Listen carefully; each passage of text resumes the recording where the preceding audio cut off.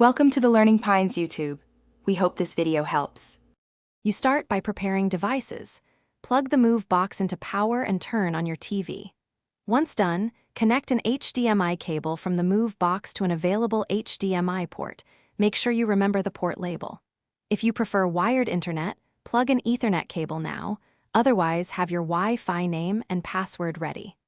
Next, set the TV to the matching HDMI input. This immediate action gets both hardware and connectivity poised for configuration. Once the TV shows the Move box splash screen, use the remote to proceed through on-screen setup.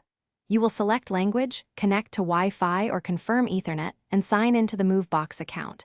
This ties streaming permissions and apps to you. Make sure to set video resolution to match the TV, typically 1080p or 4K, and choose audio output, HDMI ARC for soundbar or optical if available. If prompted, update firmware. Updates improve stability and app compatibility. To finish, open a streaming app and play a short clip to confirm video clarity and audio routing. If you see no picture or hear no sound, power cycle both devices and reset the HDMI. Loose cables cause most issues.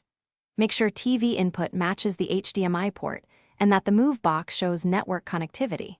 If problems persist, try a factory reset on the Move box.